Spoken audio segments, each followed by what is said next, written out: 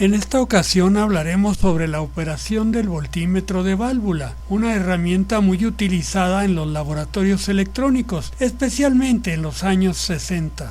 Para ello, vamos a comenzar por considerar la medición de voltaje con un voltímetro de tipo análogo. Este aparato utiliza un galvanómetro, que consiste en una aguja movida por una bobina dentro del campo de un imán permanente. La bobina y la aguja están montadas ya sea en unas joyas o en una banda elástica tensa. Este aparato requiere de una corriente muy pequeña para hacer girar la bobina con la aguja en el total de su recorrido. A esto se le llama deflexión a plena escala. Si se le aplica un voltaje de tan solo medio voltio, puede girar con tal violencia que la aguja se rompa o se deforme. Para hacer mediciones de varios cientos de voltios, es necesario limitar la corriente a unos cuantos microamperios.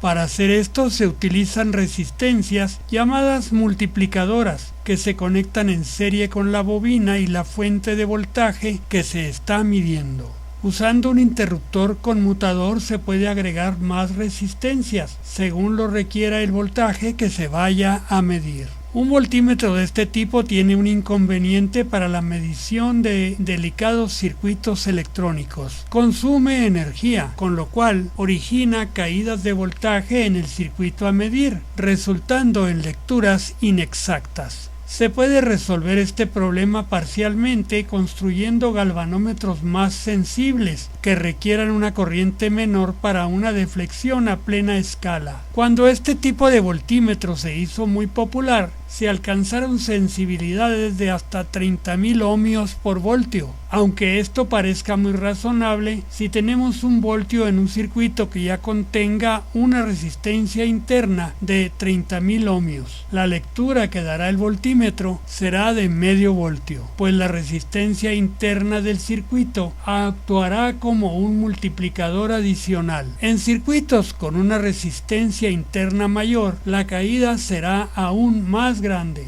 Esto complicaba la labor de localización de averías. Se encontró una solución aceptable utilizando la impedancia casi infinita que presenta una válvula al vacío en su rejilla mientras esté polarizada inversamente. Para lograr esto, se recurrió a un circuito originalmente diseñado para medir valores resistivos con gran precisión, especialmente en resistencias de muy bajo valor óhmico, el puente de Wheatstone. Para comprender este circuito, veamos primero lo que es un divisor de voltaje.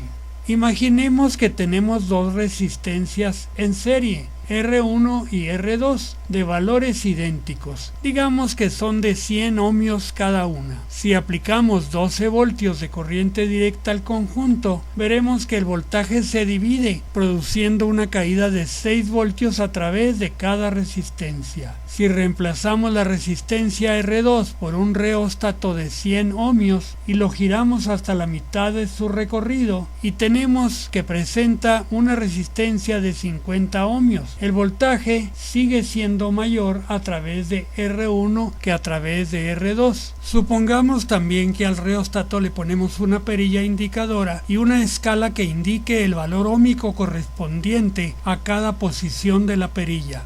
Eso es la mitad de un puente de Wheatstone. La otra mitad es igual, solo que en vez de tener un reóstato en la resistencia de la parte inferior, tiene unas terminales donde se conecta una resistencia de valor desconocido y que se quiere medir. También se ha añadido un galvanómetro que detecta el paso de corriente entre los puntos A y B. Tan solo como ejemplo, digamos que la resistencia desconocida es de 50 ohmios. En este segundo divisor de voltaje hay un voltaje menor en la resistencia de la parte baja del que aparece a través del reóstato. La aguja del galvanómetro se mueve apartándose del cero central. Si ahora giramos el reóstato, podemos hacer que disminuya la desviación de la aguja hasta quedar de nuevo sobre el cero central. Esto nos indica que no hay diferencia entre los voltajes del reóstato y de la resistencia desconocida, y que el valor óhmico de dicha resistencia será el que indique la la perilla en la escala graduada. El puente de Wheatstone tiene la ventaja de que no depende del voltaje de alimentación ni de la precisión del galvanómetro, sino de la comparación entre una resistencia conocida y una desconocida. Esa es la función del puente de Wheatstone para la medición de resistencias, pero en el voltímetro de válvula se usa esta misma configuración, solo que incluyendo en el circuito dos triodos al vacío. En este caso, las resistencias multiplicadoras son R1, R2, R3, R4, R5 e incluyendo a R6, que está contenida dentro de la punta de prueba para evitar carga capacitiva al circuito en observación. Los dos triodos están en un circuito puente de Wheatstone. El galvanómetro suele tener un potenciómetro de ajuste, aquí marcado como R7 para su calibración. Otro potenciómetro R8 accesible desde el panel frontal compensa las diferencias de conducción de los triodos para obtener cero corriente a través del galvanómetro cuando no se esté haciendo ninguna medición. Debido a la sensibilidad del amplificador al vacío, se puede obtener una impedancia de entrada de hasta 11 millones de ohmios, estando una resistencia de 1 millón de ohmios R6 dentro de la punta de prueba. Se evitan afectaciones al circuito bajo prueba por capacitancia o inductancia distribuida del cable de la punta de prueba. Cuando se requiere medir voltajes con polaridad negativa, se utiliza un mando adicional para invertir la polaridad del galvanómetro, para no tener que invertir las puntas y malograr el efecto beneficioso de R6. Para mediciones de corriente alterna, el circuito cuenta con un par de diodos, ya sean al vacío o de estado sólido, que rectifican el voltaje de entrada, además de un conjunto diferente de resistencias multiplicadoras. En este caso, la resistencia R6 tiene un interruptor que la deja fuera del circuito. Cuando se requiere medir resistencias, se utiliza otro conjunto de resistencias y una celda de zinc carbón de 1,5 voltios.